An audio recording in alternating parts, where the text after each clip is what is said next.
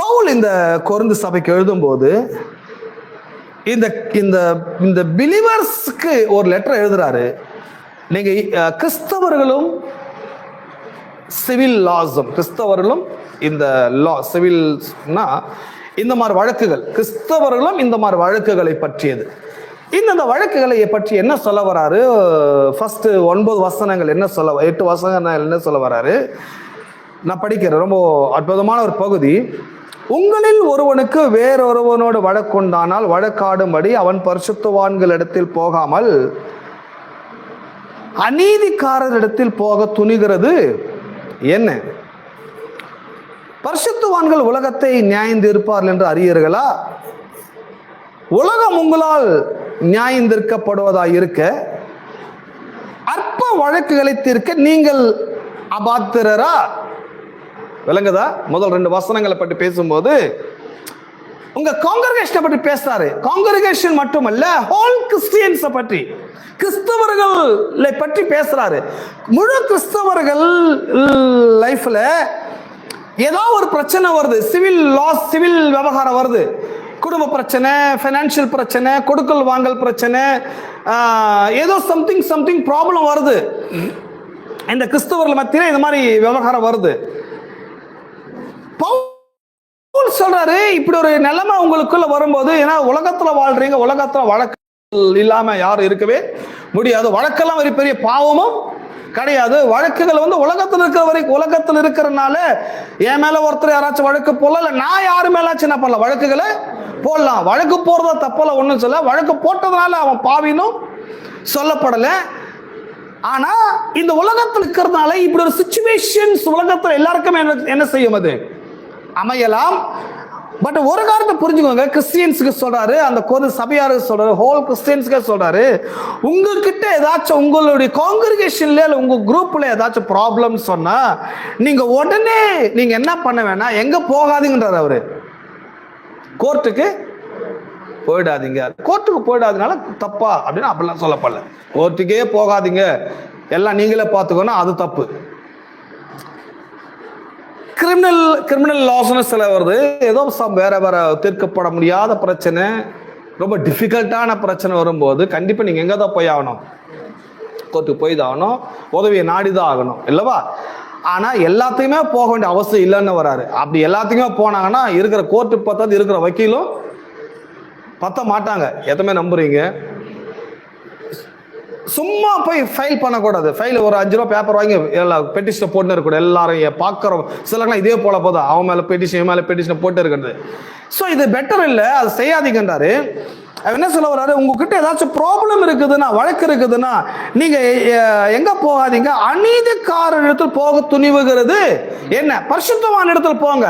இங்கதான் கேள்வி, பரிசுத்தவான யார்? பரிசுத்தவான் யார்? நல்லவர் இருக்கிறான் உலகத்துல, எல்லாம் அயோக்கிய பயலுங்க, எல்லாம் மோசமானவங்க, ஒருத்தர் நல்லவங்க கிடையாது. இப்படியே பேசி பேசி நம்ம டைமை வேஸ்ட் பண்ணி, மணியை வேஸ்ட் பண்ணி, நம்ம பிரச்சனைக்கு தீர்வும் கிடைக்காம நம்ம என்ன பண்றோம், நம்ம போயிட்டு இருக்கிறோம். பட் பைபிள் பரிசுத்தவான்கள் இடத்துல போன்னு சொல்லும்போது எங்க போய் தேடுவீங்க பரிசுத்தவான்கள்? ஹலோ, எங்க இருக்கிறாங்க பரிசுத்தவான்கள்? அப்படின்னா நீங்க தான் பரிசுத்தவான்கள், நீங்களே பரிசுத்தவான்கள். கொஞ்சம் நம்பது கஷ்டமா தான் இருக்குது இல்ல? we are all sinners னா ஆமென் அல்லேலூயா. நம்ம எல்லாரும் பாவிகள்னா அதுக்கு ஆமீன் வரும், அல்லேலூயா வரும், கை கூட தட்டுவாங்க. கரெக்டா சொன்னாரு இன்னைக்கு தான். ஆனா we are all saints, நீங்க எல்லாரும் பரிசுத்தவான்கள்னா மைண்ட் ஏத்துக்காது. நான் போய் பரிசுத்தவானா, அவர் ஏதோ சொல்லுவார், அப்படிதான் வார வாரம் வந்துன்ற மாதிரி ஆயிடுச்சு இல்ல? ஆனா பரிசுத்தவான் பைபிள் சொல்லுது.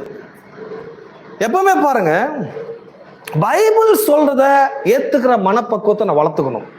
பைபிள் சொல்லுதா நான் பரிசுத்தவானா? எஸ் கடவுளே, நீர் என்னை பரிசுத்தவான் ஆக்கிறதுக்காக நான் நன்றி தெரிவிக்கிறேன். நான் எப்படி பரிசுத்தவானேன்னு பைபிள் சொல்லுது. உங்கள் கிரியைகளால் நீங்கள் நீதிமான் ஆக்கப்படவில்லை, கடவுளுடைய கிருபையால் நீங்க என்ன பண்ணப்பட்டிருக்கிறீங்க? நீங்க நீதிமான்கள் ஆக்கப்பட்டிருக்கிறீர்கள். அப்படின்னா நான் பரிசுத்தவானா இருக்கிறேன், நான் நீதிமானா இருக்கிறேன், நான் தேவனுடைய ஆலயமா இருக்கிறேன், இதெல்லாம் என் கிரியையில் கிடையாது.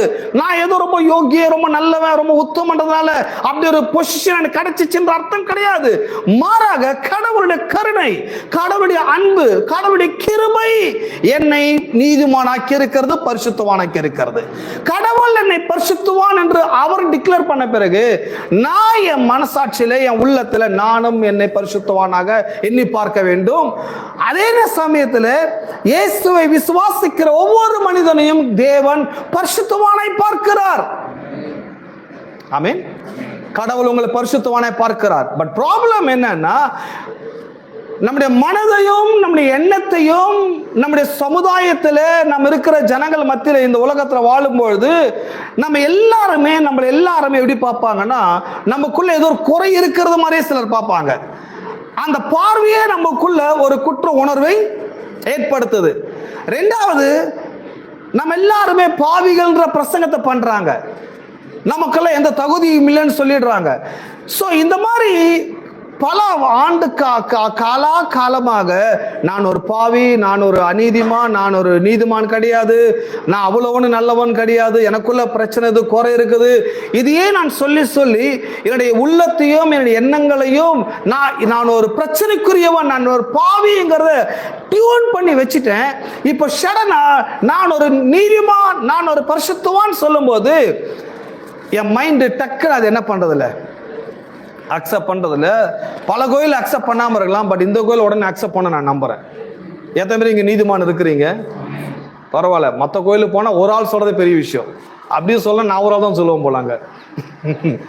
எத்தனை பேர் இங்க பரிசுத்தவான் இருக்கிறீங்க? எஸ். மற்றவங்களும் பாவியா இருக்கிறீங்களா? இன்னும் ஒரு சில வாய்ஸ் எல்லாம் வரல. நம்ம எல்லாருமே பரிசுத்தவான்கள், நம்ம எல்லாரும் நீதிமான்கள். எப்படி பரிசுத்தவான் ஆனோம்? நாம் கிரியைகளால் பரிசுத்தவான்கள் ஆகவில்லை. இயேசு கிறிஸ்துவோட ரத்தம் என் பாவங்கள் அலற கழுவி என்னை சுத்திகரித்தது மட்டுமல்ல, என்னை பரிசுத்தவானாகவே மாற்றிவிட்டது. பைபிள் சொல்லுதுங்க நீங்கள் பரிசுத்தவான்கள் சொல்லி. பைபிள் சொல்றதை ஏற்றுக்கொள்ள மனதை உடையவளாக இருங்க. இப்ப சொல்லுங்க, இங்க எத்தனை பேர் பரிசுத்தவான்கள் இருக்கிறீங்க? இந்த பரிசுத்தவான்களுக்கு ஆங்கிலத்துல செயின்ஸ்ன்றாங்க. இந்த செயின்ட்ன்றது ரொம்ப ஃபேமஸான வார்த்தை. பரிசுத்தவான்களோட வார்த்தையை விட செயின்ட்ன்ற வார்த்தை ரொம்ப ஃபெமிலியரான வேர்டு. யார் செயின்ட்டா இந்த உலகத்துல டிக்ளேர் பண்றாங்கன்னா, யாருமே தங்களை செயின்ட்னு யாரும் நினைக்கிறதே கிடையாது. அப்படியே செயின்ட்னு யாராவது சொன்னா அவங்க உயிரோடு இங்க இருக்க போறதும், இங்க உயிரோடு இல்லாதவங்க செயின்ட்னு சொல்லுவாங்க. சென்ட் மேரி, சென்ட் ஜான், சென்ட் ஜோசப், அப்புறம் சென்ட் லூர்து, சென்ட் பீட்டர், இவங்கெல்லாம் இருக்கிறாங்க, இவங்கெல்லாம் இல்லை. இவங்கெல்லாம் அந்த காலத்தை வாழ்ந்து செத்து போனவங்களும் செயின்ட்ன்றாங்க. உயிரோடு இருக்கிற ஆட்களை யாருமே என்ன நினைக்கிறது கிடையாது, அவங்க செயின்ட்னு நினைக்கிறது கிடையாது. இந்த செயின்ட்ங்கிறது மற்ற சபைகள், கேத்தலிக் போன்ற சபைகள், ரோமன் கேத்தலிக் போன்ற சபைகள், அவங்க என்ன பண்றாங்க, யார செயின்ட்டா டிக்ளேர் பண்றாங்கன்னு சொன்னா, ஒரு ஆள் இந்த உலகத்துல தூய்மையான வாழ்க்கை வாழ்ந்திருக்கணும். அந்த வாழ்ற நபர் மேல எந்த ஒரு புகார்கள் என்ன பண்ணிருக்க கூடாது, புகார்கள் வந்திருக்க கூடாது. அந்த வாழ்ந்த நல்ல வாழ்க்கை, நல்ல ஒரு தெய்வ வாழ்க்கை வாழ்ந்த மனுஷன் செத்து போய் அவருடைய கல்லறையை தொட்டோ, இல்ல அவருடைய உபயோகப்படுத்த ஜபமாலையை தொட்டோ, இல்ல அவர் உபயோகப்படுத்தின ரோமுக்கு தெரியப்படுத்தும் போது, ரோம்ல ஒரு கமிட்டி கேதர் ஆகி என்ன பண்ணுவாங்க, இந்த பர்சனை பற்றின தகவல்கள்லாம் படிச்சு பார்த்து அந்த பர்சனை டிக்ளேர் பண்றதுக்கு, அபிஷியலா டிக்ளேர் பண்றதுக்கு ஒரு ப்ரோக்ராமே பண்றாங்க. அந்த பர்சன் செயின்ட் இல்லைன்னு சொல்றதுக்கு ஒரு ஜட்ஜஸ் வாதாடுவாங்க. இன்னொரு கூட்டம் அந்த பர்சன் செயின்ட் என்று சொல்றதுக்கு ஒரு பர்சன் என்ன பண்ணுவாங்க, வாதாடுவாங்க. அதெல்லாம் அவங்கள ஆர்கனைஸ் பண்றாங்க. இப்படி வாதாடி வாதாடி வாதாடி ஃபைனலா அந்த பர்சன் செயின்ட்ன்றது இட்டலியில, ரோம்ல அபிஷியலா அவங்க டிக்ளேர் பண்ண பிறகுதான் அந்த பர்டிகுலர் பர்சன் உயிரோடு இருக்க மாட்டாங்க. செத்த பிறகுதான் அந்த நியூஸ் வரும். ஏன் ஒரு சிலருக்கு தெரியும் நினைக்கிறேன், மதர் இல்லவா, மதர் தெரேசா அவங்க வாழ்க்கையை அர்ப்பணிச்சு வாழ்ந்தாங்க, நிறைய பேருக்கு ஹெல்ப் பண்ணாங்க, நல்லா வாழ்ந்தாங்க. அவங்க இறந்தும் போயிட்டாங்க. 93-4-5 நினைக்கிறேன், 93-4-5 இறந்து போயிட்டாங்கல்ல. அவங்க இறந்து போன பிறகு கூட அவங்க செயின்ட்டா டிக்ளேர் பண்ணல. அவங்க இறந்து 15 வருஷம் 20 வருஷம் கழிச்சு தான், கொஞ்சம் வருடங்களுக்கு பிறகுதான் ரோம் நாட்டில் என்ன பண்ணாங்க, போப் ஆண்டவர் மூலமா மதர் தெரேசா, இனிமே மதர் தெரேசா இல்லை, இனி அவங்க செயின்ட் மதர் தெரேசா அப்படிங்கிறது அவங்க டிக்ளேர் பண்ணாங்க. இப்ப மதர் தெரேசா உயிரோட இருக்கிறாங்களா? உயிரோட இல்ல. அப்ப பாருங்க, வாழ்நாளெல்லாம் தங்களை செயின்ட் ஆக்கி கொள்ளணும்னு வேலை பார்க்கறாங்க. ஆனா அவங்க செயின்ட்னு டிக்ளேர் பண்ற நேரத்தில் அவங்க உயிரோடவே இல்லாமலே போயிடுறாங்க. இதுதான் ரிலிஜியன், இதான் மதம்.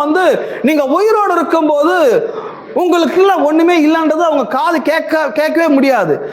ஆனா பைபிள் என்ன சொல்லுதுன்னா, உயிரோடு இருக்கும் போதே சொல்லுது. செத்த பிறகு கேட்கதான் பெரிய பிரச்சனை.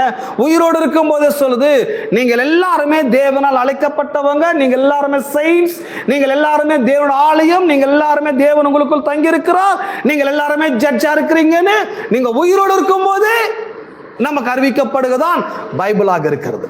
ஆகதான் பைபிள் போதிக்கிற இடத்துக்கு போனோம். சும்மா எல்லா இடத்துக்கு போய் நம்ம நேரத்தை வேஸ்ட் பண்ணவும் கூடாது. பைபிள் டீச் பண்ற இடத்துக்கு போய் நம்ம டைம் வேஸ்ட் பண்றது நல்லது. இது வேஸ்ட் நான் சொல்ல மாட்டேன். அப்ப இங்க சொல்லப்பட்டுள்ள பகுதி என்ன? நீங்க எல்லாரும் ஜட்ஜா இருக்கிறீங்க.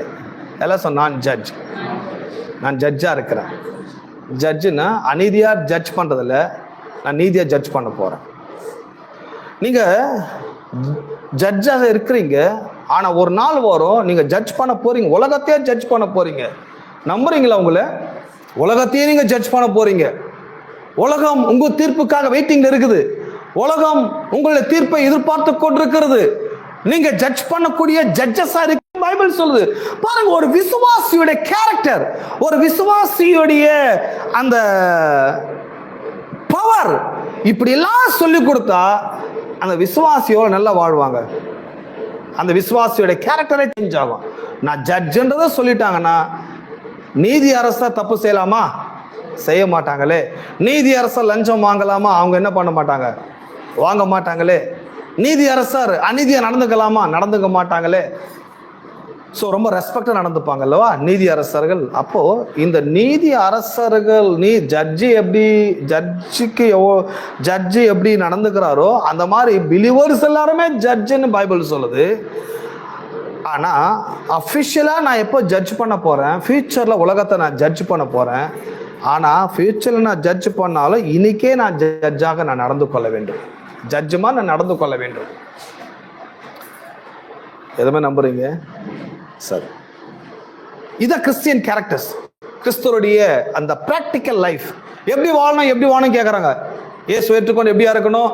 இந்த படத்தை தூக்கி போட்டையா? ஒருத்தர் சொல்றாரு, இருக்கிற படத்துல குப்பையில போட்டையா? அதெல்லாம் வேணாம், அலப்பி சாசு.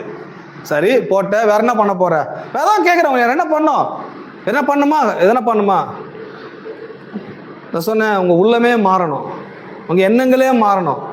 சும்மா கிறிஸ்டியன் லைஃப்ன்றது இருக்கிற குப்பையெல்லாம் இதை போய் கொளுத்திட்டா, தூக்கி போட்ட, குப்பையில போட்ட, அது கிடையாது கிறிஸ்டியன் லைஃப். கிறிஸ்டியன் லைஃப்ன்றது உங்க ஹார்ட்லேயே ஒரு பெரிய சேஞ்சஸ் ஏற்படணும், உங்க மைண்ட்லேயே பெரிய சேஞ்சஸ் ஏற்படணும். உங்களுடைய இன்டர்னலா மாறினது லைஃப்ல பிராக்டிக்கலா தெரியப்படுத்த வேண்டும். வாழ்க்கைனா கிறிஸ்தவனா இவன் தான் இப்படி மாதிரி இருக்குன்ற அளவுக்கு மாறணும். ஆனா அப்படி சொல்ற அளவுக்கு இன்றைக்கு கிறிஸ்தவர்கள் இருக்கிறாங்கன்னா ரொம்ப ரேரா இருக்கிறாங்க. சில நேரத்துல கிறிஸ்தவனா ஏன்டா கிறிஸ்தவன் இப்படி இருக்கிறான்ற மாதிரி இருக்குது.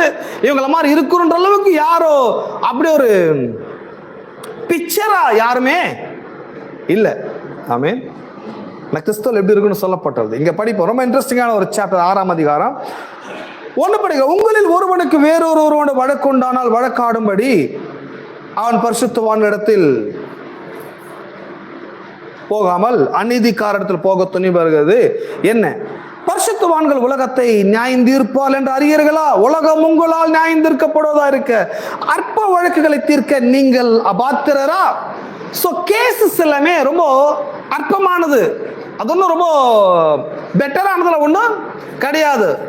நீங்க ஏதாவது ஒரு கேஸோடு இருக்கிறீங்கன்னா, கேஸ் ரொம்ப பெரிய கேஸியா, ரொம்ப மோசமான கேஸா, ரொம்ப யூஸ்லெஸ் கேஸ், அதெல்லாம் அந்த யூஸ்லெஸ் நீங்க ரொம்ப பெருசா பார்க்காதீங்க. கேஸுனாலே அது ரொம்ப அற்பமானது தான். கேஸுனாலே ரொம்ப அற்பமானது. அற்பமா நீங்க பாருங்க. அது முதல்ல கேஸ பார்க்கிற விதமே ரொம்ப அற்பமா பாருங்க. நீங்க டீல் பண்றதை ரொம்ப அற்பமா டீல் பண்ணுங்க. கண்டிப்பா அந்த கேஸ் ரிலீஸ் கண்டிப்பா கிடைக்கும். இந்த கேஸால நீங்க மனதளவுல உடல் அளவுல சஃபர் ஆயிடாதீங்க, மென்டல் ஆயிடாதீங்க, குழம்பிடாதீங்க, சமாதானத்தை இழந்துடாதீங்க. எந்த கேஸா இருந்தாலும் எல்லாத்துக்கும் ஒரு முடிவு ஒண்ணு இருக்குது. எதுவுமே நம்புறீங்க? அது என்ன கேஸா இருக்கட்டுங்க, உலகமே உங்களை ஏமாத்துறதுக்கு நினைக்கிட்டோங்க. இருப்பாங்க அந்த மாதிரி ஆட்கள் உலகத்தில் இருக்குதான் செய்வாங்க. உங்களை ஏமாத்தணும்னு இருப்பாங்க, உங்களை அழிக்கணும்னு இருப்பாங்க, உங்களுக்கு அநீதி நடக்கணும்னு இருப்பாங்க. கவலைப்படாதீங்க, அதெல்லாம் யூஸ்லெஸ். அதெல்லாம் ஒன்றும் உதவாத பொருள் அதெல்லாம். ஆனா காட் உங்களோடு இருக்கிறார், கடவுள் உங்களோடு இருக்கிறார், உங்கள் பட்சத்தில் இருக்கிறார், உங்களுக்குள்ள இருக்கிறார். நீங்கள் அழைக்கப்பட்டவங்க. உங்களுக்கு எப்படி அநீதி வந்துடும், கண்டிப்பா நீதி உங்களுக்கு கிடைக்கும். எதுவுமே நம்புறீங்க?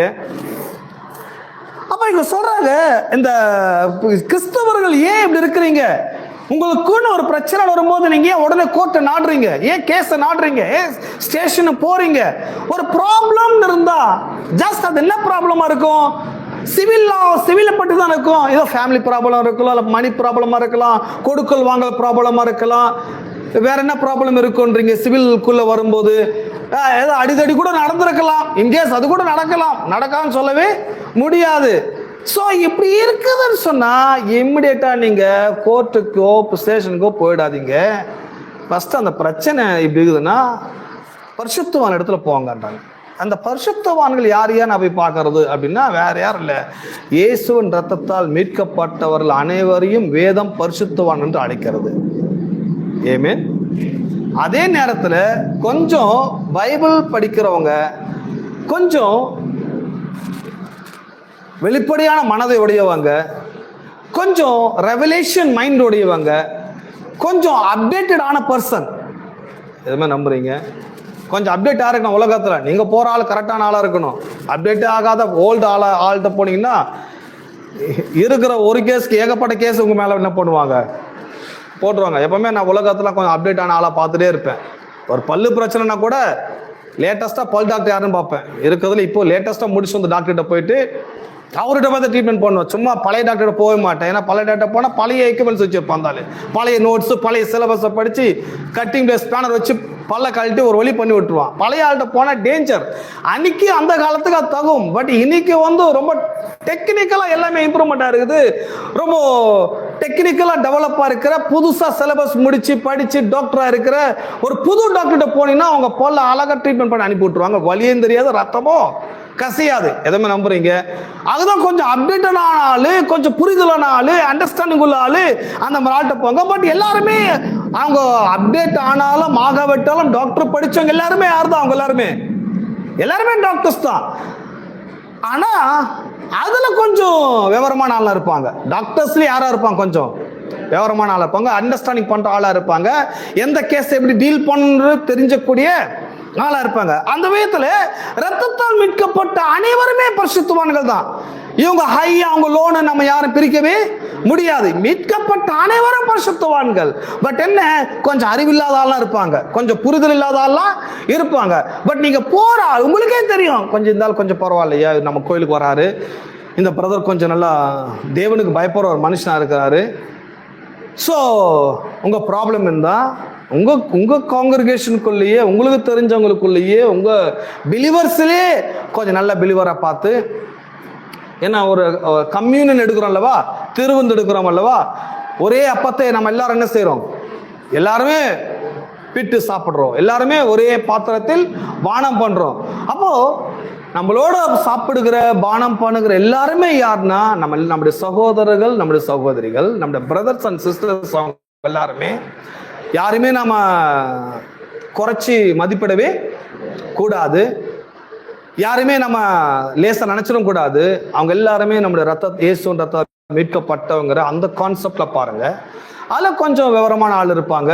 இந்த மாதிரி பிரச்சனை வந்தா அவங்க எப்படி அவங்ககிட்ட போனா நமக்கு நல்ல ஒரு ஆலோசனை கிடைக்கும்னு பாருங்க. ஸோ கிடைக்குன்னு அந்த மாதிரி ஆள்கிட்ட போங்க. அப்பனா ஒவ்வொரு பிலீவர்ஸும் அப்படிப்பட்ட விதத்துல நீங்க ட்ரெயின் ஆக வேண்டும். எதுவுமே நம்புறீங்க? பிலீவர்ஸ்குள்ளே சின்ன பிரச்சனை இருந்தா கூட அவங்களுக்கு நல்ல ஒரு கவுன்சிலிங் கொடுக்கணும்.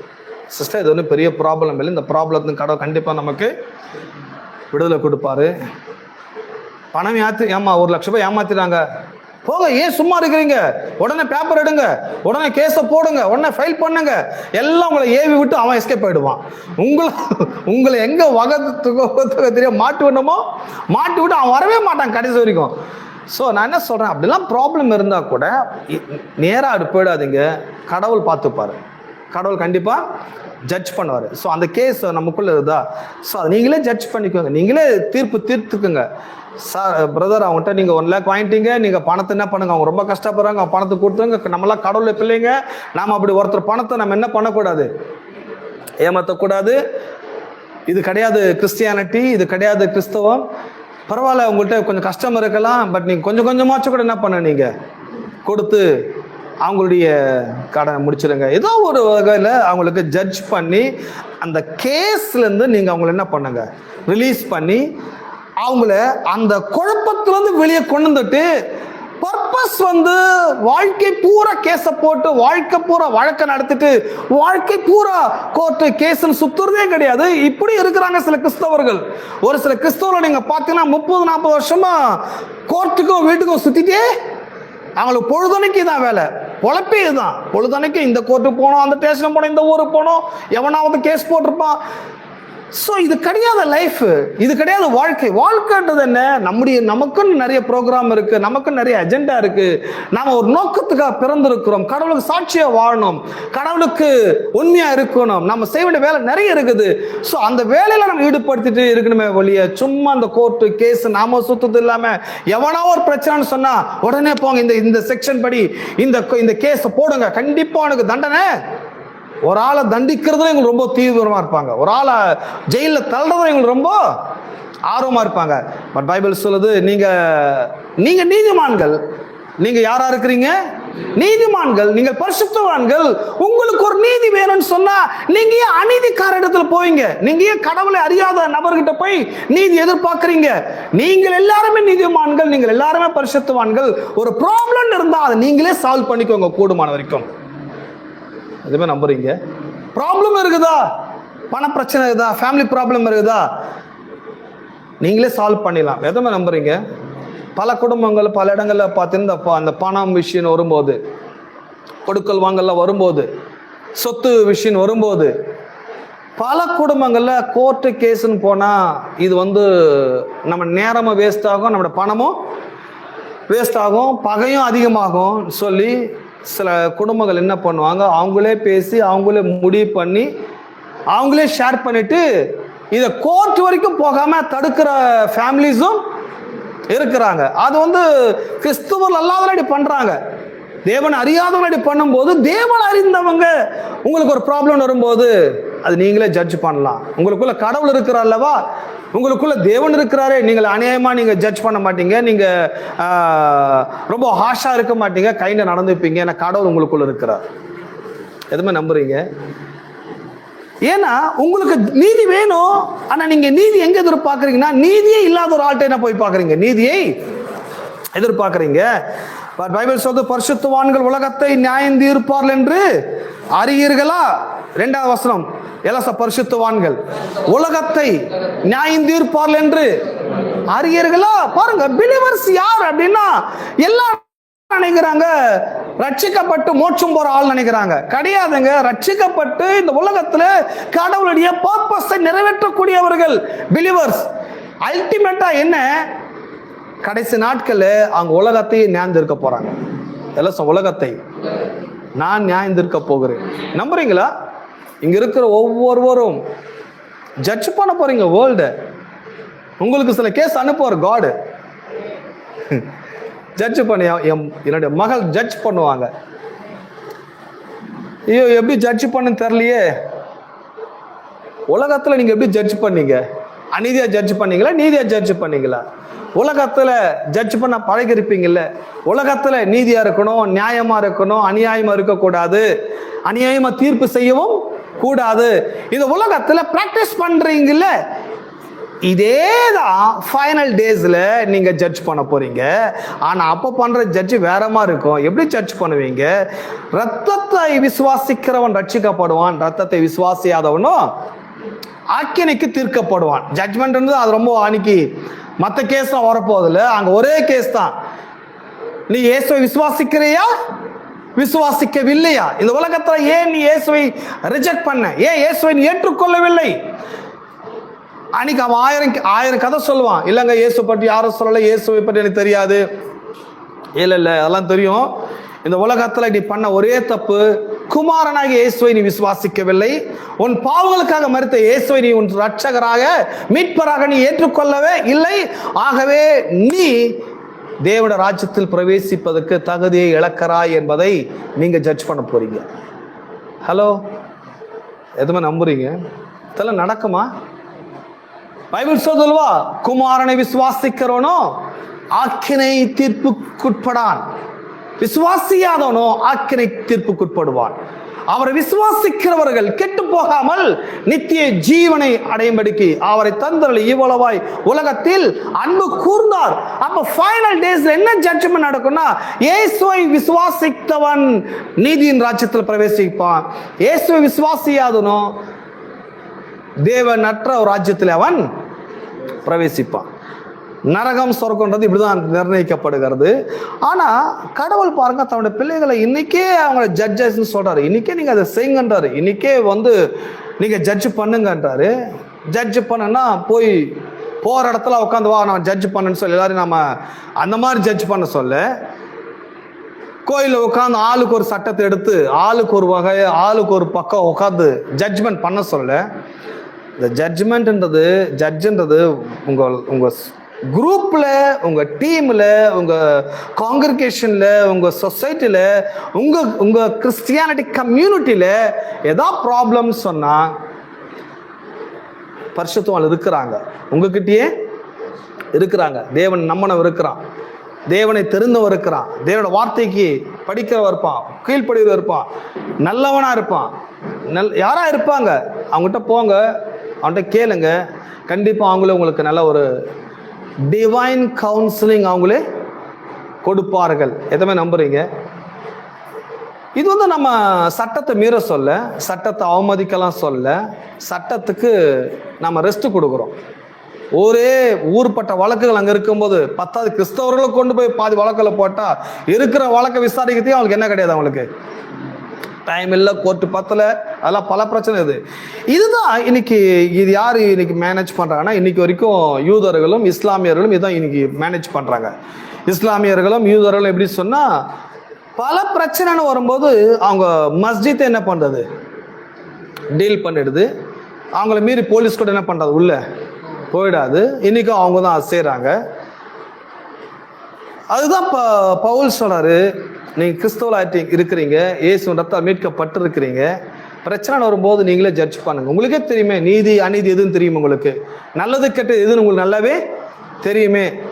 யார் பணம் வாங்கினா யார் ஏமாத்துறான்னு கூட தெரியுமா உங்களுக்கு. யார் நிலம் யாருடைய நிலம் இல்லைன்னு அது கூட உங்களுக்கு தெரியுமே. ஒரு விஷயத்த கரெக்டாக கேட்குறீங்க, ஒரு விஷயத்த பிரச்சனை கரெக்டாக புரிஞ்சுக்கிறீங்க. அந்த விஷயத்துக்கு ஜட்ஜ்மெண்ட்னு வரும்போது பார்ஷியாலிட்டி காமிச்சிடாதீங்க. அந்த விஷயத்தை பற்றி ஜட்ஜ்மெண்ட்னு வரும்போது நீங்க என்ன பண்ணிடக்கூடாது, நீங்க பார்ஷியாலிட்டி காமிச்சிடாதீங்க. உங்க வீட்டு பக்கத்து வீட்டுக்காரனோ இல்ல உங்களுக்கு பிடிக்காத ஆளுனோ அப்படிதான் ஜட்ஜ் பண்ணாதீங்க. ஜட்ஜ்மெண்ட்டை ப்ராப்பரா பண்ணுங்க. உங்களுக்கு பகையாளியோ தெரிந்தவனோ தெரியாதவனோ இல்லை சார், அது அவங்களுடைய நிலம், இது அவங்களுடைய பணம், இது அவங்களுடைய ஃபேமிலி, இது அவங்களுடைய விஷயம், நீங்கள் என்டர் ஆகாதீங்க, நீங்கள் வச்சுக்காதீங்க. நல்லபடியாக நீங்கள் என்ன பண்ண முடியும், நீ கண்டிப்பாக சொல்லி நீங்கள் அதை சால்வ் பண்ண முடியும். எதமாக நம்புறீங்க? ஏதான் ஏசு சொல்ற, சமாதானம் பண்ணுகிறவர்கள் பாக்கியவான்கள், அவர்கள் பூமியை சுதந்திரத்துக் கொள்வார்கள். ஸோ அவங்களாம் அந்த மாதிரி இருக்கிறாங்கன்னா, அவங்க கேதராகிற இடத்துலலாம் ஒரு பீஸ் இருக்கும், அவங்க போகிற இடத்துலலாம் ஒரு பீஸ் இருக்கும். சில ஆள்லாம் இருக்கிறாங்க, எங்கே ஃபங்க்ஷனுக்கு போனால் சண்டை வரும், கல்யாணத்துக்கு போனால் சண்டை, பஸ்ஸில் ஏற சண்டை, கோயிலுக்கு போனால் சண்டை. அது அவங்களோட காலிங்க. அப்படி என் கல்யாணத்துக்குலாம் நான் 2 பேர்ட்டு சொன்னேன், தயவுசெய்து வராதிங்கன்னு. எனக்கு தெரியும் அவங்க போனால் சண்டை வரும்னு. பத்திரியும் கொடுத்து வந்துடாதீங்க தயவு செஞ்சு, எதுவாக இருந்தாலும் ஃபோனில் டீல் பண்ணிக்கலாம். இருக்கிறாங்க, எங்கள் ஃபேமிலியில் இருக்கிறாங்க, அந்த மாதிரி ஆட்கள் இருக்கிறாங்க. வந்தால் சண்டை இல்லாமல் அவங்க ரிட்டர்ன் போக மாட்டாங்க. சண்டையெல்லாம் போட்டு கரெக்டாக பஸ் வீட்டுக்கு போய் சேர்ந்துருவாங்க, இங்கே எல்லாரையும் கொலை போட்டுட்டு. ஆனால் அப்படி இருக்கக்கூடாதுன்றாரு. ஸோ தேவனுடைய ஜனங்க பீஸ்ஃபுல்லாக இருங்க, பீஸாக இருங்க, மனசை கெடுத்துக்காதீங்க, குழப்பத்தை உண்டு பண்ணிக்காதீங்க, கேஸை போட்டு மனசை ஸ்பாயில் பண்ணிக்காதீங்க, கேஸை போட்டு அந்த வழக்கில் நீங்கள் ஸ்ட்ரெஸ் ஆகிடாதீங்க, அதையே ஃபீல் பண்ணி நிற்காதீங்க. இதெல்லாம் வந்து சிம்பிள் விவகாரம். நீங்களே அதை என்ன பண்ணிடலாம், அதை சரி பண்ணிடலாம். எதுவுமே நம்புறீங்க, சரி பண்ணிடலான்றாரு, ஆயிடும். கடவுள் உங்களுக்குள்ள இருக்கிறாரு, ஆயிடும். ஆகவே இந்த வழக்குகளை பற்றி பேசி கொண்டு இருக்கும் போது 3ஆம் வசனம் சொல்லுது, நீங்க 2ஆம் வசனம் உலகத்தையும் நீங்க ஜட்ஜ்மெண்ட் பண்ணுவீங்க. அதையும் ஒரு வாட்டி பார்த்துருவோம், எங்க உலகத்தை ஜட்ஜ் பண்ணுவீங்க சார். 2 பேதுருல படிக்கிறோம், 2 பேதுரு 2:4. மறுபடியும் நம்ம இங்க தான் வரப்போறோம். 2 பீட்டர் 2 பேதுரு 2:4.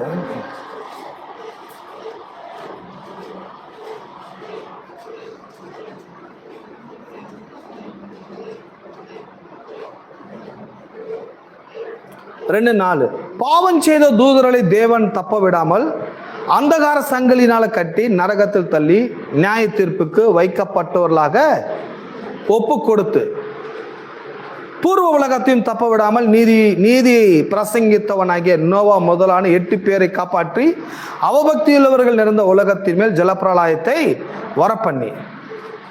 இங்க 2:4 சொல்லுது, பாவம் செய்த தூதர்களை. எல்லாம் பாவம் செய்த தூதர்களை, லூசிபர் சொல்றோம் அல்லவா, இந்த தூதர் எல்லாம் தேவன் தப்ப விடாமல் கட்டி வச்சிருக்கிறாரு. ஒரு நாள் என் பசங்களை வருவாங்க, என் ரத்தத்தால் மீட்கப்பட்ட என்னுடைய பிள்ளைகள் வருவாங்க. இந்த கட்டி வச்ச ஏஞ்சல்ஸை யார் போய் ஜட்ஜ் பண்ண போறாங்க? ஹலோ, ஆச்சரியமா இருக்கு பாருங்க. நாளைக்கு ஏஞ்சல்ஸை நீங்க ஜட்ஜ் பண்ண போறீங்க. தேவ தூதர்களையே நீங்க தீர்ப்பு செய்ய போகிறீர்கள். அதை கூட படிக்கலாம். மத்தேயு சுவிசேஷ புஸ்தகம் 18ஆம் அதிகாரம், மத்தேயு 18 15 17 வரைக்கும்.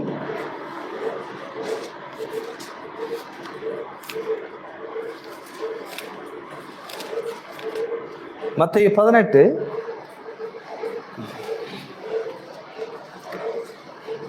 15 17. உன் சகோதரன் உனக்கு விரோதமாக குற்றம் செய்தால் அவனிடத்தில் போய் நீயும் அவனும் தனித்திருக்கையில் அவன் குற்றத்தை அவனுக்கு உணர்த்து, அவன் உனக்கு செவி கொடுத்தால் உன் சகோதரனை ஆதாயப்படுத்தி கொண்டாய். அவன் செவி கொடாமற் போனால் 2-3 சாட்சிகளுடைய வாக்குகள்னாலே சங்கதிகள் எல்லாம் நிலவரப்படும்படி 2 உன்னுடனே கூட்டிக் கொண்டு போ.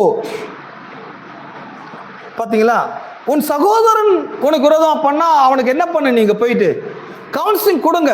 தப்பு பண்ணிட்டான்னு அவன் தப்பு ஊரெல்லாம் சொல்லாதீங்க. பிரச்சனை இருக்குதுன்னா அந்த பிரச்சனையை பார்த்து சந்தோஷப்படாதீங்க. ஒரு பிரச்சனை இருக்குதுன்னா அது உங்க பிரச்சனையை நினைச்சுக்கோங்க. கூடுமான வரைக்கும் அந்த பிரச்சனை அவங்க ரிலீஸ் பண்றது பாருங்க. போய் கவுன்சிலிங் கொடுங்க, பேசுங்க. ஒருவேளை உங்க வார்த்தை செவி கொடுத்தால் அவன் தப்பு வைக்கப்படுவார்கள். ஆமென்.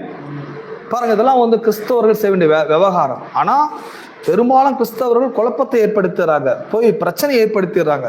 பல இடத்துல இவங்க போகாம இருந்தாலே பிரச்சனை இருக்காது. இவங்க போய் பிரச்சனை ஏற்படுத்துக்கு பதிலாக போகாம இருந்தாலே பிரச்சனை கண்டிப்பா என்ன ஆவாங்க? குறைய ஆரம்பிக்கும். கொரிந்தியர் திருப்பி கொள்ளும். மறுபடியும் நம்ம அந்த கொரிந்தியர் புஸ்தகத்துக்கு நம்ம திருப்பி வரலாம்.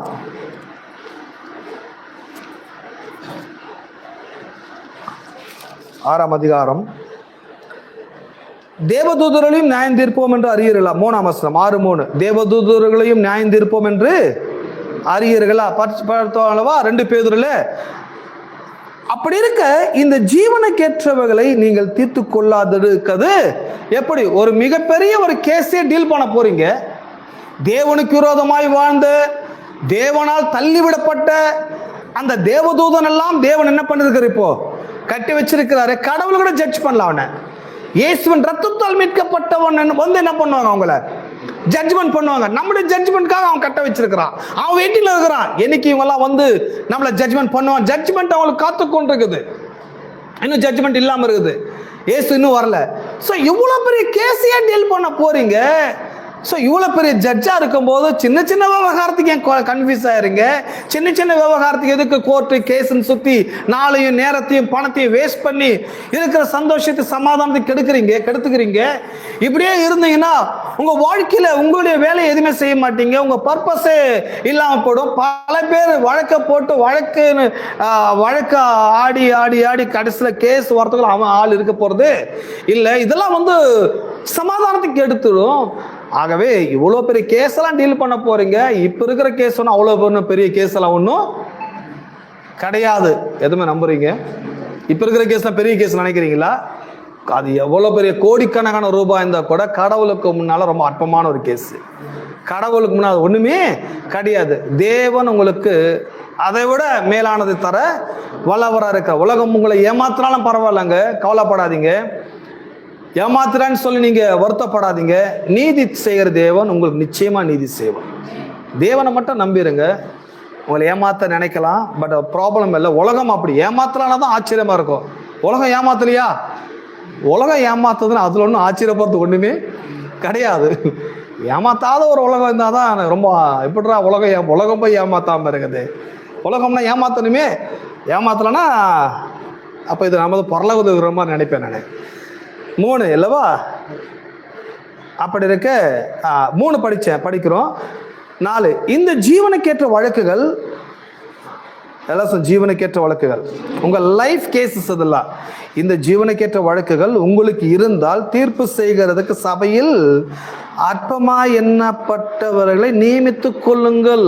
பார்த்தீங்களா? ரொம்ப பவுல் இதெல்லாம் பெருசா பார்க்கல. இப்படி ஒரு கேஸ் இருக்குதுன்னா உங்க கோயில் இருக்கிற ரொம்ப அற்பமான ஆளே போதும் அதை தீர்த்து வைக்கிறதுக்குன்றாரு. இதுக்காக நீங்க இருக்கிற ரொம்ப பெரிய ஆளை பார்க்கணும், ரொம்ப பரிசுத்தவானா பார்க்கணும், ரொம்ப பவர்ஃபுல்லான பார்க்கணும்லாம் நினைக்காதீங்க. உங்க கோயிலையே இருக்கிற ஜஸ்ட் ஒரு சாதாரண ஆளை அற்பமான ஆளே பார்த்துப்பாங்க. இதுக்காக பாஸ்டர் கூட வர வேண்டிய அவசியமே பல கேஸை டீல் பண்றது பாஸ்டர்ஸ் போனதா இருக்குது. அது கூட தேவையில்லைன்றது. பாஸ்டர்னா அவ்வளோ சீப்பான ஆயிட்டாரா இந்த மாதிரி கேஸ் டீல் பண்ணுறதுக்கு? இந்த மாதிரி கேஸ் டீல் பண்ணுறது நீங்களே போதும். எதுவுமே நம்புறீங்க? சில பாஸ்டர்ஸுக்கு அவங்களை கூப்பிடணும் நீங்கள் ஜட்ஜ் பண்ணுங்க என்ற அளவுக்கு இருக்கிறாங்க. பவுல் சொல்றாரு, உங்கள் கோயிலில் இருக்கிற அற்பமான ஆளே போதும், இந்த கேஸை அவங்களே தீர்த்துருவாங்க. சாதாரண பிலிவரே தீர்த்து வைப்பார்கள். எதுவுமே நம்புகிறீர்கள்? நியமித்துக் கொள்ளுங்கள். 5 உங்களுக்கு வெட்கம் உண்டாகும்படி இதை சொல்லுகிறேன். சகோதரனுக்கும் உண்டான வழக்கை தீர்க்கத்தக்க விவேகி ஒருவனாகிலும் உங்களுக்கு அப்படி இல்லைன்னா ஒருத்தம் கூடவா இல்லை, ஒரு ஆள் கூடவா இல்லையா உங்க பிரச்சனை தீர்த்து வைக்கிறதுக்கு? 30 பேர் கேதர் ஆவறீங்க, 50 பேர் கேதர் ஆவறீங்க. சில கோயில போனா 5000 பேர் 10,000 பேர்லாம் கூட இருப்பாங்க. சில காங்கிரிகேஷன் போனா 50,000 பேர் வர சபையெல்லாம் இருக்குது. ஆனா அவங்க அவ்வளவு பெரிய சபை இருக்குது, பட் ப்ராப்ளம் வரும்போது அவங்க எங்க நாடுறாங்க? அவங்க கோர்ட்டு நாடுறாங்க, ஸ்டேஷன் நாடுறாங்க, உலகத்தை நாடுறாங்க. அப்போ பவுல் சார் எப்போ 5000 பேர் வராங்கன்றீங்க, 500 பேர் வராங்கன்றீங்க, 100 பேர் கோயிலுக்கு வரான்றீங்க. இவ்வளவு 100 பேர்ல ஒரு பரிசுத்தவான் கூடவா இல்லை? 100 பேர்ல ஒரு ஆள் கூடவா ஜட்ஜ் பண்றதுக்கு இந்த கேஸை தீர்க்கிறதுக்கு ஆள் இல்லை? 100 பேர்ல ஒரு ஆள் கூட உங்களுடைய ப்ராப்ளத்தை சால்வ் பண்ண ஆள் கிடையாது. நீங்க அங்க போனாலும் ஒரு நபர் தான் சால்வ் பண்ண போறாங்க. அந்த பர்சன் நீங்களே என்ன பண்ணிடலாம், நீங்களே சால்வ் பண்ணிடலாமே அப்படின்னு சொல்றாரு. அப்போ கிறிஸ்தவனுடைய பிராக்டிக்கல் லைஃப் என்ன? இந்த உலகத்துல என்னுடைய வாழ்க்கை இப்படி இருக்கணும், இந்த விதமா இருக்க வேண்டும். நான் தீர்ப்பு செய்யறேன், நான் ஜட்ஜ் பண்ற அளவுக்கு இருக்கிறேன்னா நான் ரொம்ப அநீதிக்காரன் இருந்துடக்கூடாது, நான் அநியாயக்காரன் இருந்துடக்கூடாது. நான் ஜட்ஜா இருக்கிறேன்னா நான் யாரா இருந்துடக்கூடாது, நான் அநியாயக்காரன் இருக்கக்கூடாது, அநீதிக்காரன் இருக்கக்கூடாது, பாவம் செய்யறவனா இருந்துடக்கூடாது, மோசம் பண்றவனா இருக்கக்கூடாது, ஏமாத்துறவனா இருக்கக்கூடாது, மக்களை கவர்ச்சிகரமான விஷயத்தை காட்டி அவங்களை மோசம் பண்ணிடுவோம் கூடாது. ஸோ இப்படி ஒரு தாட்ஸ் வந்தாலே அங்க கேஸே வராது. முதல்ல எல்லாருக்குமே இந்த தாட்ஸ் வந்துச்சுன்னா, எல்லாருமே ஜட்ஜுன்னும் போது எல்லாருக்குமே நீதியா நடந்துக்கணும், நியாயமா நடந்துக்கணும், அநியாயமா இருக்கக்கூடாது. ஏன்னா நான் ஜட்ஜா இருக்கிறேன், கடவுள் என்ன ஜட்ஜுன்னு சொல்றாரு சொல்லி இப்படி ஒரு தாட்ஸ் எல்லாருக்குள்ளயுமே வந்தா பாருங்க, ரொம்ப குவாலிட்டியான லைஃப் அவங்களுக்குள்ள இருக்க ஆரம்பிக்கும். குவாலிட்டியா நடந்து கொள்வார்கள். எதுவுமே நம்புறீங்க? அவங்க வாயை திறந்து அநியாயம் பேச மாட்டாங்க, வாயை திறந்து கோழி மூட்ட மாட்டாங்க, வாயை திறந்து வம்பை ஏற்படுத்த மாட்டாங்க, வம்பு பண்ண மாட்டாங்க, சண்டை சச்சரவு பண்ண மாட்டாங்க. அவங்க சமுதாயம், அவங்க சபை, அவங்களுடைய காங்கிரிகேஷன், அவங்க இடம் எல்லாமே ரொம்ப பியூராக இருக்கும், நிம்மதியாக இருக்கும். எதுவுமே நம்புகிறீர்கள்? ஆமென். ஏன்னா எல்லாருமே இப்படி இருக்கணும்னு சொல்றாங்க. எல்லாருமே இப்படி இருக்கிறோம், எல்லாருமே இப்படி இருங்கன்னு சொல்றதுனால எல்லாருமே என்னன்னு சொல்றாரு, நீங்களாம் ஜட்ஜுன்றாரு. நீங்களாம் ஜட்ஜுன்னும் போது ஒரு ஜட்ஜு போய் பேசலாமான்ற மாதிரி யோசனை வருது. ஒரு ஜட்ஜு போய் சண்டை பண்ணலாமா, ஒரு ஜட்ஜு போய் ஏமாத்தலாமா, ஒரு ஜட்ஜு போய் ஏமாறலாமா? ஏமாத்தவும் கூடாது, ஏமாறவும்.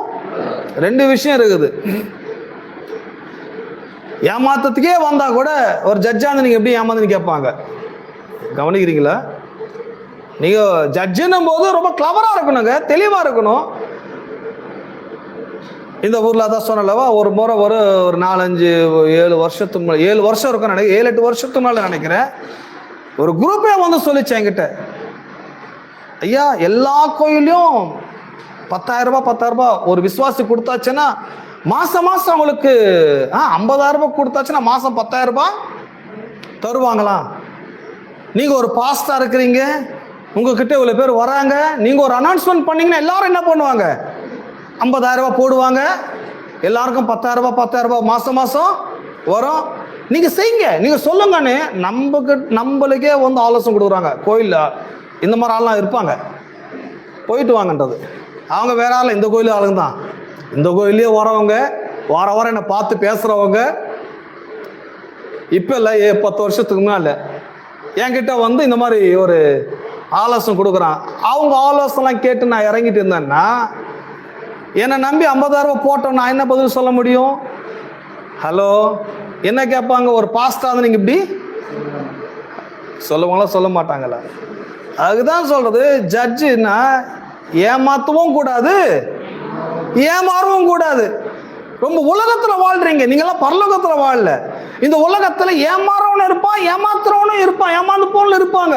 சோ உலகத்துல நீங்க தெளிவாயிருங்கள், நீங்கள் விவரமாயிருங்க, நீங்க ரொம்ப நாலேஜபிளா இருங்க, நீங்க ரொம்ப பிரைட்டா இருங்க, நீங்க அறிவில்லாம இருக்காதீங்க, எல்லா அறிவையும் வளர்த்து கொள்ளுங்கள். சிவில்னா என்ன, கிரிமினல் லானா என்ன, உலகம்னா என்ன, தேவன்னா என்ன, விசுவாசினா என்ன, வசனம் என்ன, இதெல்லாம் என்ன சொல்றது? எல்லாம் எவ்ரிடே, ஒவ்வொரு நாளும் நான் படிச்சு கேட்டு என்னை நான் டெவலப் பண்ணிட்டே இருக்கணும். நீங்க எப்ப படிப்பை நிறுத்துறீங்களோ, எப்ப கேட்கறத நிறுத்துறீங்களோ, அப்பவே நீங்க அப்டேட் ஆகிறத நிறுத்திடுவீங்க.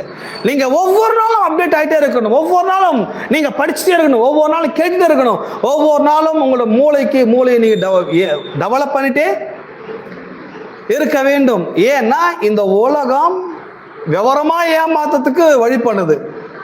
நானே ஏமாந்துருக்கிறேன், பல இடங்களை ஏமாந்துருக்கிறேன். ஏமாறதான் அறிவு வருது. ஓஹோ, நாம உலகத்துல வாழ்றோம், நாம் ஒன்றும் பரலோகத்துல.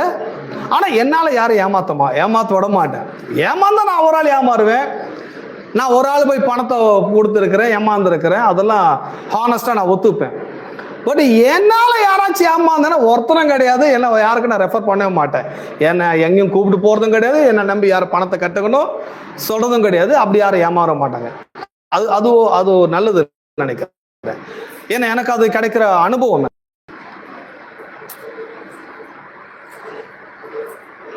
அப்போ 6ஆம் வசனம், சகோதரனோடு சகோதரன் வழக்காடுகிறான், அவிசுவாசம் முன்பாக அப்படி செய்கிறான். சோ அன்பிலிவர்ஸ், அவிசுவாசிகளை முன்னால இப்படி இருக்கிறீங்கன்னா அவன் என்ன கேட்கிறான், நீ அவங்க விசுவாசிகளாம் அங்க கேஸ் போடுறான், உங்க ஆளுங்களை ஏன் இப்படி இருக்கிறாங்க? இதெல்லாம் என்ன நடக்குதுன்னா, வெளியில தெரியும் போது விசுவாசிகளுடைய பேர் கெட்டு போது மட்டும் இல்ல, தேவனுடைய நாமம் கூட என்ன பண்ணப்படுதாங்க, தூஷிக்கப்படுது. ஆமே. ஸோ டக்குனு சொல்லுவாங்க பாருங்க, எங்க சண்டை நடந்தா நீங்க கிறிஸ்டின் தானே, நீங்க இப்படி பேசுறீங்கன்னு. அது ஒரு பெரிய, வேற எந்த மதத்தை பற்றி பேச மாட்டாங்க. நீங்க ஹிந்துவா இருந்து எப்படி பேசி யாரும் கேட்கறாங்களா, ஹிந்துவானா அப்படி பேசுவான்ற மாதிரி அவளுக்கே தெரியுது. ஆனா அவனுக்கு இன்னொன்னு தெரியுது, கிறிஸ்டியன் அப்படி பேசக்கூடாதுன்னு நினைக்கிறான், பட் அப்படி பேசுறதை பார்த்து ஆச்சரியப்படுறான். என்னங்க நீங்க கிறிஸ்டியன் இப்படி பேசுறீங்க, கோயிலுக்கு போறா இப்படி சொல்றீங்கன்ற அளவுக்கு உலகம் வந்து ரொம்ப வியந்து பார்க்குது. கிறிஸ்தவ அப்படி பேசக்கூடாது, அப்படி நடக்கக்கூடாது, உலகத்துக்கே தெரியுது, பட் யாருக்கு தெரிய மாட்டேங்குது. கிறிஸ்தவர்களுக்கு தெரியாம போது அவங்க கோயில தான் கரெக்டா இருக்கிறாங்க, கோயிலை தாண்டி போன வேற மாதிரி ஆயிடுறாங்க, வேற மாதிரி நடந்து கொள்ள முயற்சி இருக்கிறாங்க. பட் பைபிள் சொல்ல அப்படி இருக்கக்கூடாது. அவிசுவாச மத்தியில கடவுள் நாம் தூஷிக்கப்படுது. ஐ மீன் ஸோ 1 கொரிந்தியர் புக்கு வந்து எவ்வளோ சேஞ்சஸ் ஏற்படுது பார்த்துங்க. இது ப்ராக்டிக்கலா ஒரு மனுஷன் வந்து இப்படிதான் இருக்குன்னு சொல்லப்படுது. சும்மா வஸ்திரத்தை மாத்தினேன், கடவுளுக்காக நான் இப்போ 30 வருஷம் கோல்டியே போடலையா, கடவுளுக்காக நான் பட்டு புடவை கட்டுறதே விட்டுட்டேன்யா, கடவுளுக்காக நான் செருப்பு போடுறதே, நீ செருப்பு போறது விடுறதுனாலயோ நகையை போடுற விடுறதுனாலயோ ஆண்டவனுக்கு 10 காசு பிரயோஜனமே கிடையாது, 10 காசு லாபமும் கிடையாது. பட் உங்க கேரக்டர்ஸை சேஞ்ச் பண்ணதுனால, உங்களுடைய தாட்ஸை மாற்றுவதனால, உங்களுடைய பிராக்டிக்கல் கிறிஸ்டியன் பிராக்டிக்கல் லைஃபை நீங்க வளர்த்துக் கொள்வதனால, இதை கிறிஸ்டியன் எத்திக்ஸ் சொல்லுவாங்க, இந்த எத்திக் நீங்க வர்றதுனால கடவுளுக்கு மகிமை உண்டாக ஆரம்பிக்கும். ஏமேன். என் புள்ளனை இப்படி இருக்கணும், இப்படி நடந்துக்கணும், நடந்துக்கிறாங்க பாரு, அப்படி ஒரு லைஃப் தான் God வந்து அக்செப்ட் பண்றதை தவிர, நான் இதை விட்டேன் அதை விட்டேன் இதை போடுறது அதை போற அதெல்லாம் வந்து மதவாதிகள் அதுல ரொம்ப பிரியமா இருக்கிறாங்க. ஆனா அதெல்லாம் கழட்டிடுறது உண்மைதான். ஆனா அவங்கிட்ட அன்பும் இருக்காது, கருணையும் இருக்காது, கரிசனையும் இருக்காது. பாவிகளை டீல் பண்ற விதம்னு பார்த்தீங்கன்னா ரொம்ப ஆஷா என்ன பண்றாங்க, அவங்க பாவிகளை டீல் பண்ண ஆரம்பிக்கிறாங்க. ஒரு கிறிஸ்தவனா இருந்தா பாவிகள் மேல் கருணை காட்டணும், ஒரு கிறிஸ்தவனா இருந்தா இந்த மாதிரி பிரச்சனை நேரத்தில் கூட இருந்து உதவி செய்யணும், ஒரு கிறிஸ்தவனா இருந்தா தன் சகோதரனோடு அவன் இருக்கணும், ஒரு கிறிஸ்தவனா இருந்தா அன்போட ஐக்கியத்தோட சமாதானத்தோட வாழணும். அதுதான் கிறிஸ்டியன் லைஃப். ஐ மீன் இல்லவா? 7 நீங்கள் ஒருவரோடு ஒரு வழக்காடுகிறது எவ்விதத்திலும் குற்றமாக இருக்கிறது. அப்படி செய்கிறதை விட நீங்கள் ஏன் அநியாயத்தை சகித்துக் கொள்ளுகிறதில்லை, ஏன் நஷ்டத்தை பொறுத்து கொள்ளுகிறதும் இல்லை. நீங்களே அநியாயம் செய்கிறீர்கள், நஷ்டப்படுத்துகிறீர்கள், சகோதரருக்கு அப்படி செய்கிறீர்கள். 9ஆம் வசனத்தில் படிக்க போகிறேன். இது வந்து 20 நிமிஷம் இருக்கிறது. நம்ம அது எவ்வளோ தூரம் முடியுமோ அவ்வளோ தூரம் முடிச்சிடலாத. பியூரிட்டி அமாங் பிலீவர்ஸ், தூய்மையானதை பற்றி பேசப்படுது. எப்படி நீங்கள் தேவனை மகிமைப்படுத்தணுன்றதை பற்றி தூய்மை எல்லாம் தூய்மை கிறிஸ்தவ மற்ற தூய்மை இருக்கணும். எது தூய்மைன்றது அவங்க நினைக்காம இருக்காங்க. அவங்க என்ன நினைக்கிறாங்க, தூய்மைன்னா வெண் வஸ்திரத்துல தான் இருக்கு தூய்மை நினைக்கிறாங்க அல்லவா? தூய்மைன்னா இங்க என்ன சொல்லுது, 9ஆம் வசனம், அநியாயக்காரர் தேவனுடைய ராஜ்யத்தை சுதந்திரிப்பதில்லை என்று அறியீர்களா, வஞ்சிக்கப்படாதீர்கள், வேசி மார்க்கத்தாரும். இங்க சொல்லப்படுற இந்த கேஸ் எல்லாம் சிவில்ல வரும். இப்ப சொல்லப்படுற இந்த கேசஸ் எல்லாமே எந்த லா கீழே வருது, சிவில் லா கீழே வருது. சிவில் லானா என்னன்றது உங்களுக்கு டவுட் இருந்தீங்கன்னா இங்க பாருங்க. வேசி மார்க்கத்தாரும், விக்கிரகாராதனைக்காரரும், விபச்சாரக்காரரும், சுய புணர்ச்சிக்காரரும், ஆண் புணர்ச்சிக்காரரும், திருடரும், பொருளாசைக்காரரும், வெறியரும், உதாசீனரும், கொள்ளைக்காரரும் தேவனுடைய ராஜ்யத்தை, இந்த சிவில் கிரிமினல், இந்த சிவில் கிரிமினலா இருக்கிறவங்க எல்லாருமே சிவில் இந்த வழக்கில் குற்றவாளிகளா இருக்கிறவர்கள் எங்க நுழைய முடியாது, தேவனுடைய ராஜ்யத்தில் நுழைய முடியாது. முதல்ல படிக்கும் போது சிவில் லோனா என்னன்றது கொஞ்சம் கன்ஃபியூஸ் ஆயிட்டோம் அல்லவா? அதான் அந்த கொடுக்கல் வாங்கல், பண விவகாரம், சொசைட்டியில் எப்படி வாழணும் வாழக்கூடாதுன்றது பற்றி தான் சிவில் லாக்கில் வருது. அப்போ இதுதான் குற்றங்கள் அப்படின்னு சொல்லப்பட்டுள்ளது. வேசிகள், விபச்சாரக்காரர்கள், திருடர்கள், எல்லாம் திருடர்கள், பொருளாசைக்காரர்கள். திருடர்கள்னா கோயிலே கொஞ்சம் ஜாக்கிரதையா இருக்கணும்.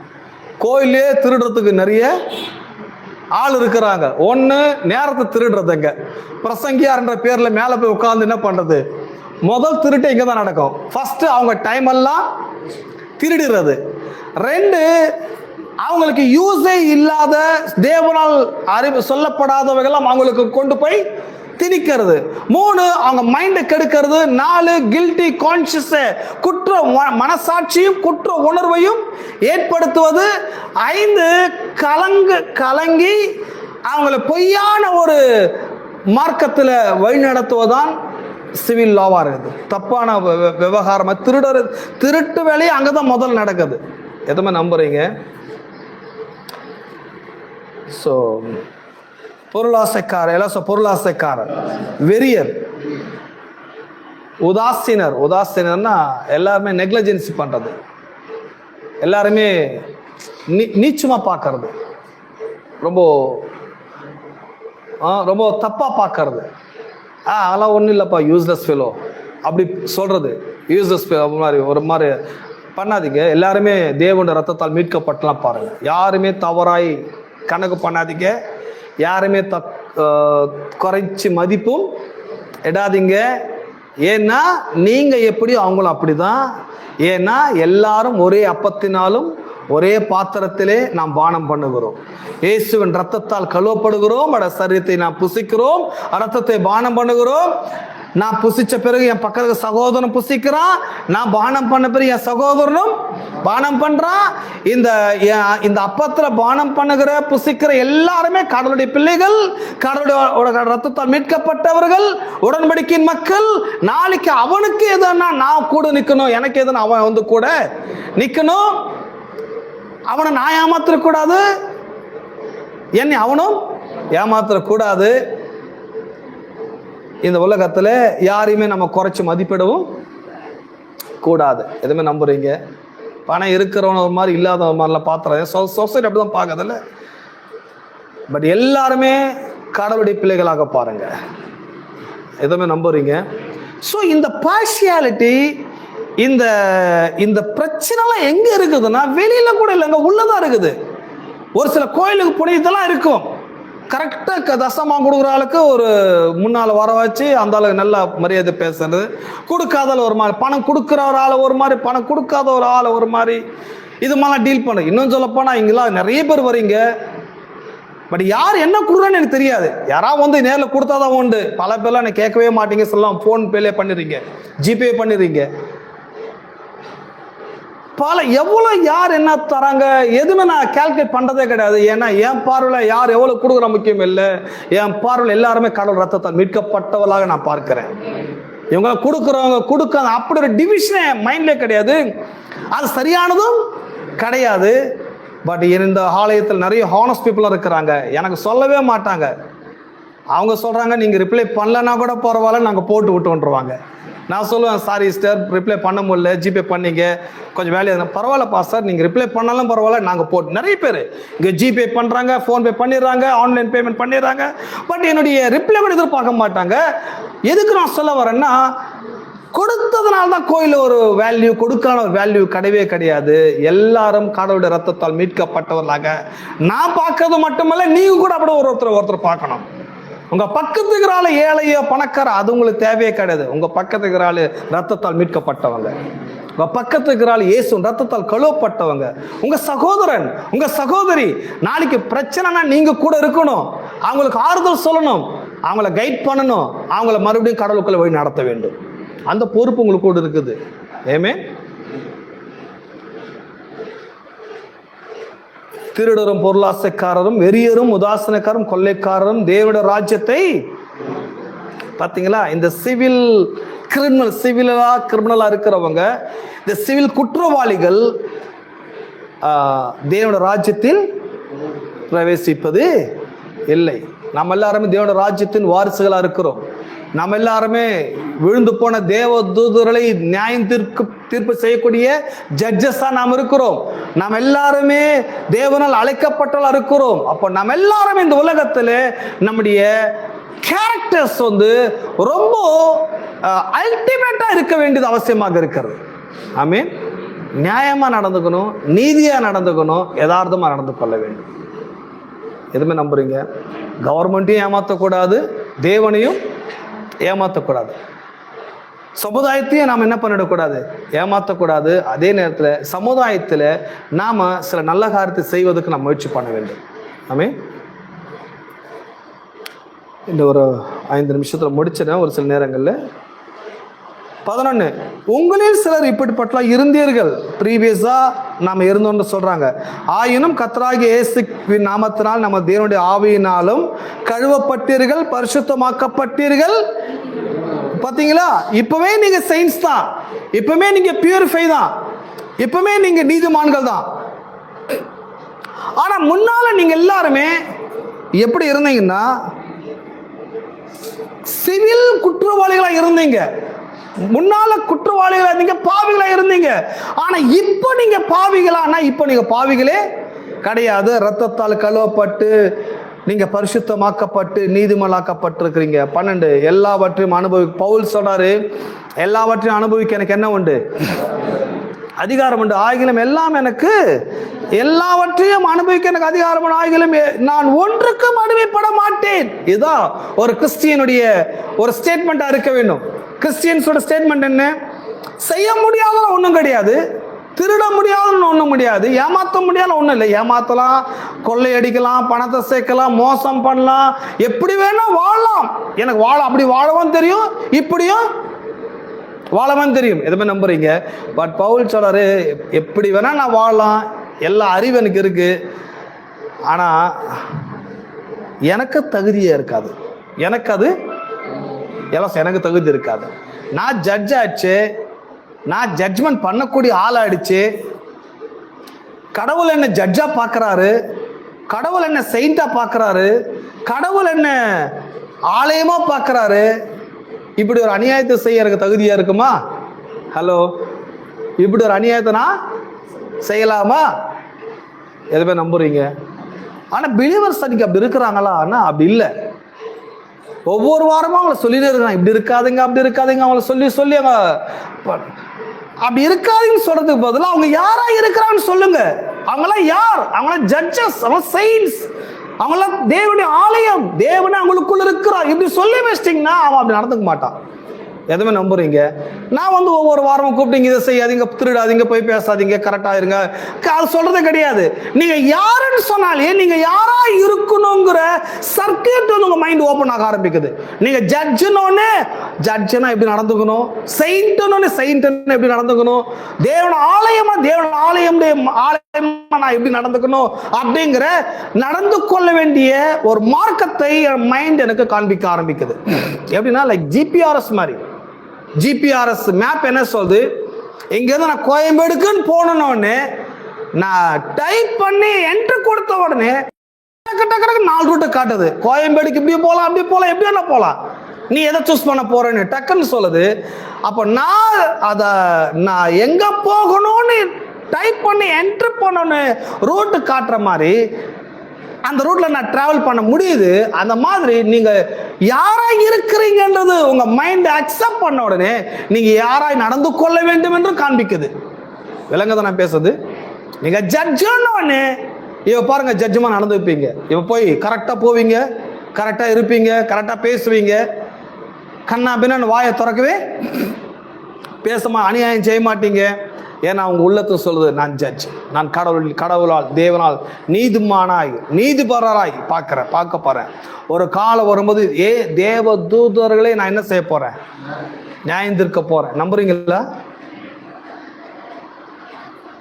வேகமா படிச்சு முடிச்சு அடுத்த ஒரு வேற சாப்டர் போயிடுவோம். என்ன நிமிஷத்துல முடிச்சிடலாம். எல்லாவற்றையும் அனுபவிக்க அது சொல்ல எல்லாம் அனுபவிக்க உண்டு, எனக்கு அதிகாரமா எனக்கு தகுதி இராது. வயிற்றுக்கு 13 வயிற்றுக்கு போஜனத்துக்கு வயிறம் ஏற்கும், ஆனாலும் தேவன் எதையும் அதையும் அழிய பண்ணுவார். சரீரமோ வேசித்தனத்துக்கல்ல, கர்த்தருக்கே உரியது, கர்த்தரும் சரீரத்துக்கு உரியவர். சோ உலகத்துல எல்லாமே அழிஞ்சு போகக்கூடியது. பட் காட் எதுக்கு ஓனர்னா, என்னோட சரீரத்துக்கு காட் ஓனரா இருக்கிறாரு. ஒன்னு புரிஞ்சுக்கோங்க, உங்க சரீரத்துக்கு நீங்களே ஓனர் கிடையாது. முதல்ல உங்க சரீரத்துக்கு நீங்களே ஓனர் கிடையாது. உங்க சரீரத்துக்கு ஓனர் காட். உங்க சரீரம் தேவன் ஆலயம், தேவன் ஆலயமாகிய சரீரத்தில் தேவன் இருக்கிறார். அவர் ஒன்னும் வாடகைக்கு வரல. ஹலோ, காட் ஒன்னும் என் உள்ளத்துல கொஞ்சம் உள்ளந்தறிய இந்த ஒரு மாசம் உள்ளத்தை தங்கிட்டு போறேன், அவர் ஒன்னும் வாடகைக்கோ லீஸுக்கோ. இது அவர் வீடுங்க, இது அவரோட ஆலயம். அவர் ஆலயமாக்கி அவர் காசு போட்டு வாங்கியிருக்காரு. இது புறம்போக்கு ஸ்தலம் கிடையாது, நினைச்சத்துல கொட்டகை போட்டு தங்கறதுக்கு. காடு அப்படிப்பட்டவரும். நிறைய கிறிஸ்டியன் பீப்புள் எங்க கோட்டை ப்ராப்ளம் பண்றாங்க தெரியுமா? எனக்கே சொன்னாங்க இந்த ஊருக்கு வந்தவொடனே, ஐயா அங்க ஒரு புறம்போக்கு ஸ்தலம் இருக்குது, போய் கொட்டகை போட்டு அங்க வர்ஷிப் போயிட்டு வாண்டது.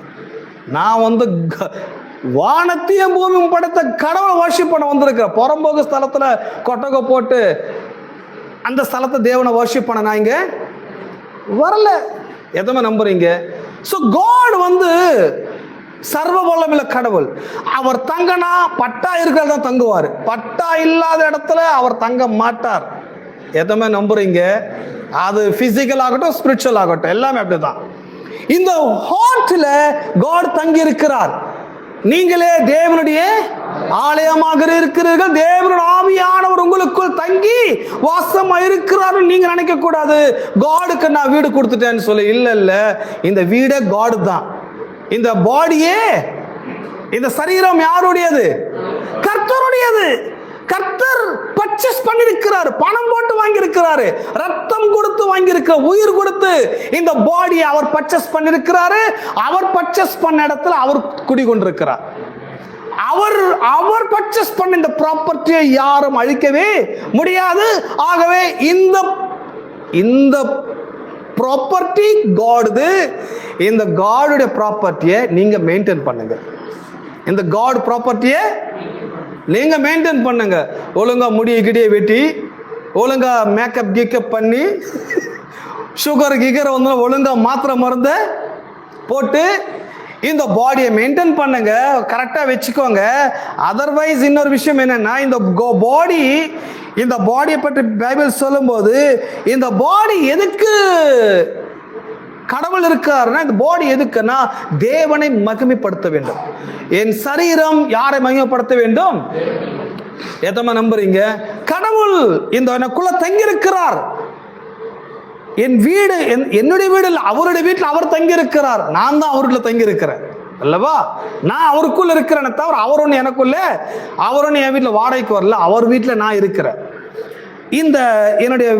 இந்த இருதயம் என்னும் ஆலயத்தில் கடவுள் இருக்கிறார். இந்த ஹோல் பாடி கர்த்தருடையது. எல்லாம் என்னோட முழு சரீரம், என் உச்சம் தலை முதல் என் பாதம் வரை கர்த்தருடையது. என் சரீரம் முழுவதும் தேவனை மகிமைப்படும்படியாக தேவன் எனக்கு இந்த சரீரத்தை கொடுத்திருக்கிறார். எவ்வளவு நல்ல கடவுள் பாருங்க. இந்த உலகத்தில் நான் வேலை செய்யணும், பல இடத்துக்கு போகணும், வரணும், வர்ஷிப் பண்ணணும், எல்லாத்துக்குமே பாடி தேவை, இந்த ஹெல்த் தேவை, இந்த கால் தேவை, கை தேவை, இதெல்லாம் கடவுள் கொடுக்குறாரு. எதுக்கு? இதெல்லாம் கடவுளை மகிமைப்படுத்துவதற்காக. எல்லாம் கடவுளை மகிமைப்படுத்துவது. நான் ஒரு இடத்துக்கு போறேன்னா அங்கே காட் வந்து குளோரிஃபை ஆகணும். ஒரு இடத்துக்கு போற கடவுள் மகிமைப்படணும். கடவுளுக்கு மகிமை இல்லாத இடத்துக்கு இந்த பாடி போகவே கூடாது. எத்தனை நம்புறீங்க? சிலர் என்ன நினைக்கிறாங்க, ஹாஸ்பிட்டல் போகிறதே தப்புன்னு போதிச்சு வச்சிட்டாங்க. இல்லைங்க, ஹாஸ்பிட்டல் போகிறது நல்லது. ஏன்னா போயிட்டு வந்து இன்னும் அவருக்கு நல்ல மகிமையாக வாழ முடியும். ஆமே. சரி, அது பின்னால் பாதிப்போம். சரி, 13 படிக்கிறேன்.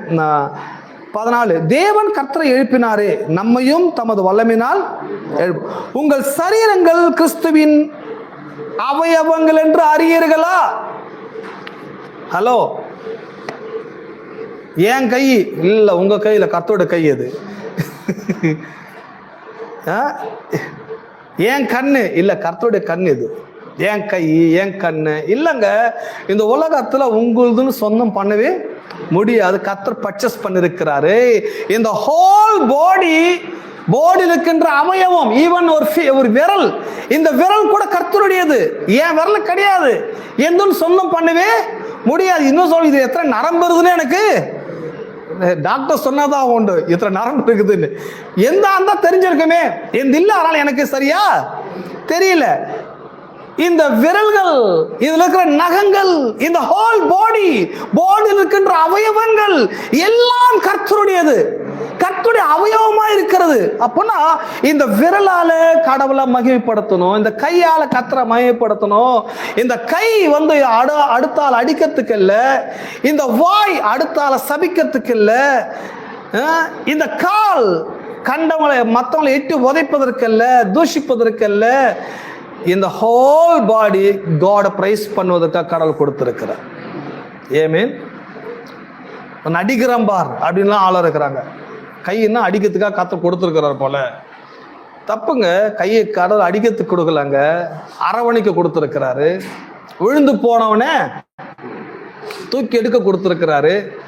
அடுத்தவனை கண்ணீரை துடைக்க கொடுத்துருக்கிறாரு. போய் அவனை இன்னும் குத்தி அவனை இன்னும் காயப்படுத்துறதுக்கு கொடுக்கல கைய. வாய் எது கொடுத்துருக்கிறாரு? உங்க வார்த்தையால மற்றவனை தேத்துங்க, கடவுளை பிரைஸ் பண்ணுங்க, கடவுளை மகிமைப்படுத்துங்க. இந்த வாயால கடவுளை நாம மகிமைப்பட வேண்டும். ஐ மீன், வார்த்தையால காயப்படுத்தாதீங்க, வார்த்தையால அடுத்தவளை நோகடிக்காதீங்க.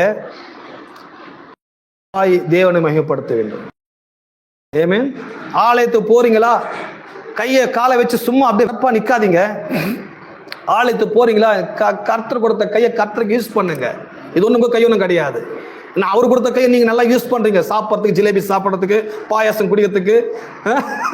அவர் கொடுக்குற கையை நீங்க நல்லா யூஸ் பண்றீங்க, நல்லா வண்டியை ஓட்டுறதுக்கு, அதுக்கெல்லாம் கை தேவைப்படுது. ஆனா ஆலயத்துக்குன்னு வரும்போது கைகளை தட்ட கை வரமாட்டேங்குது. ஆலயத்துக்கு வரும்போது கைகளை உயர்த்த கை வரமாட்டேங்குது. கடவுளை மையப்படுத்த வரமாட்டேங்குது. அது என்னமோ உங்க கை மாதிரி இல்லைங்க, கர்த்தர் கையுங்க. அது கர்த்தருடைய கையை நீங்க யூஸ் பண்றீங்க, வாரம் ஃபுல்லா யூஸ் பண்றீங்க, சாப்பிட யூஸ் பண்றீங்க, வண்டி ஓட்ட யூஸ் பண்றீங்க, வேலை செய்ய யூஸ் பண்றீங்க. இவ்வளவு பவரான ஹார்ம்ஸ் கரங்களை ஏன் மகிமைப்படுத்த வர மாட்டேங்குது? ஹலோ, கோயில போனா இதில் சொல்லி இல்லை, இது என் கைகள் தேவனுடையவைகள், நான் தேவன் ஆலயத்துக்கு தேவனை மகிமைப்படுத்த வந்திருக்கிறேன். பாடல் பாடும்போது கண்களை உயர்த்தி என் உள்ளம், என் மனம், என் ஆவி, என் ஆத்துமா, என் கைகள் கர்த்தரை மகிமைப்படுத்தி துதிக்க வேண்டும். ஆமென். பிரசாதம் கேட்கும் போது கரணை தட்டி தேவனை மகிமைப்படுத்த வேண்டும். சோ கை அதுக்கு தான் எல்லாம் அவர் நாமம் மகிமைப்பட வேண்டும். எதுவுமே நம்புறீங்க?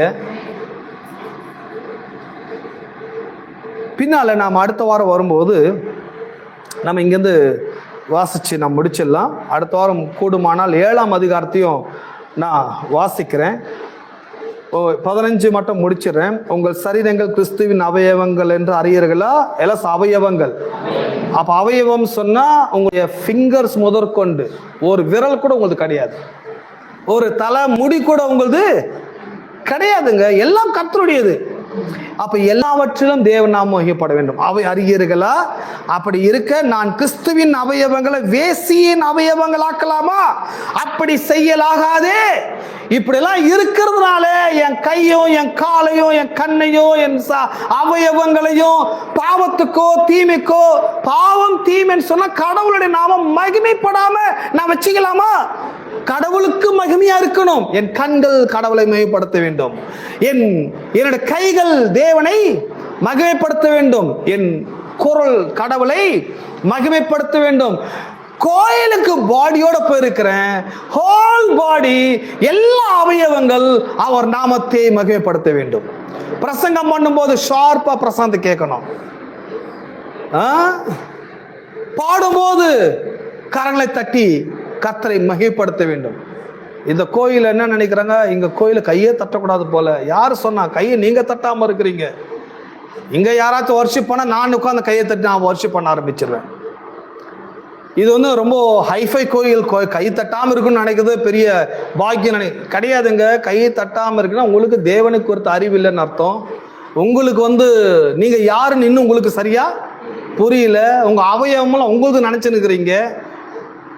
கிடையாதுங்க. கடவுளுடைய அவயவம், கடவுளுடைய சரீரம், கடவுளுடைய கோயில், நீங்கள் கடவுளுடையவர்கள். இந்த உலகத்துல அவர் சரீரத்தை வச்சு நீங்க வாழ்றீங்க, அவர் சரீரத்தை வச்சு உங்களுக்காக வாழ்றீங்க. ஆனா அவர் சரீரம் உங்களுக்காக வாழும்படி கொடுக்கவில்லை. அவர் சரீரத்தை வச்சு யாருக்காக வாழ வேண்டும்? நான் எதுவுமே நம்புறீங்க? அவருக்காக நான் வாழ வேண்டும். என் அவயவங்கள் அவருக்காக, என் உள்ளம் அவருக்காக, என் மனம் அவருக்காக, என் இருதயம் அவருக்காக, என் கரங்கள் அவருக்காக, எனக்குரிய எல்லாம் அவருக்காக. சோ அவருக்காக வந்தாலேயே நான் நல்லா ஆயிடுவேன்.